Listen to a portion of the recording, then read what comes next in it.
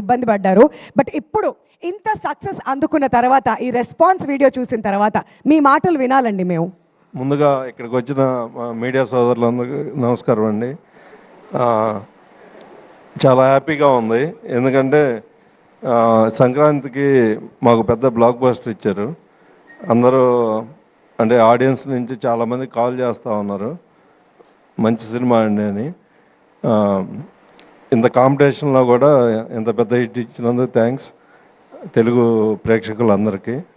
ఇంకెవరన్నా చూడని వాళ్ళు ఉంటే కనుక థియేటర్లోకి వెళ్ళి చూడండి, ఫుల్ ఎంటర్టైన్మెంట్.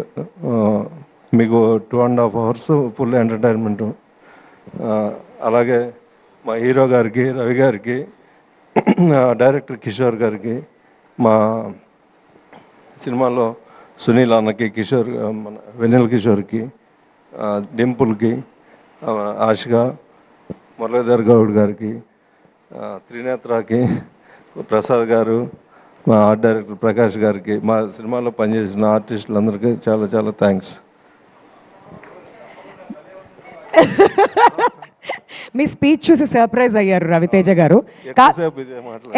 ఎక్కువసేపు ఇదే కదా ఇప్పుడు వరకు, బహుశా ఇది సక్సెస్ మాట్లాడిస్తుంది అనమాట ఆయన్ని. మరి సుధాకర్ గారు, రవితేజ గారు ఇంతకుముందు నాకు చెప్పారు ఏంటంటే కింద అందరినీ క్వశ్చన్ అడిగా, మరి సుధాకర్ గారిని అడగకపోతే ఎలా అని చెప్పి. మరి మీలో కూడా ఒక స్ప్లిట్ పర్సనాలిటీ మిమ్మల్ని ఏ విషయంలో టెంప్ట్ చేస్తూ ఉంటుంది? అబ్బా సినిమా మాకు అందించేస్తే అయిపోతుంది అనుకుంటున్నారా? మేము మిమ్మల్ని అడగమనుకుంటున్నారా? నాకు హిట్ కొట్టాలనేది వెనక బ్యాక్గ్రౌండ్ ఎల్విస్ గారి లాగా. వావ్, ఆ టెంప్టేషన్ కూడా ఇప్పుడు నెరవేరింది. మంచి టెంప్టేషన్ అన్నమాట. హిట్ కొట్టాలి అని చెప్తూ ఉంటుందంట ఇంకో పర్సనాలిటీ. సరే, ఇంకో క్వశ్చన్ అడుగుతాను. మీకు రవితేజ గారి డాన్స్ నచ్చిందా, లేదంటే కిషోర్ తిరుమల గారి డాన్స్ నచ్చిందా? నేను మా ఫ్యాన్స్ అసోసియేషన్లో నాకు మెంబర్షిప్ ఇచ్చారండి. ఎవరండి? కిషోర్ గారు. ఏంటి మీరు ఇక్కడ ఫ్యాన్ అయిపోయారా? ఆయన ఫ్యాన్స్ అసోసియేషన్ మెంబర్స్ చాలా మంది, నేను, పవన్, ఇంకా మా బ్యాచ్ అందరం. మొత్తం బ్యాచ్ అంటే ఇటు షిఫ్ట్ అయిపోయారా మీరైతే? Okay, wonderful.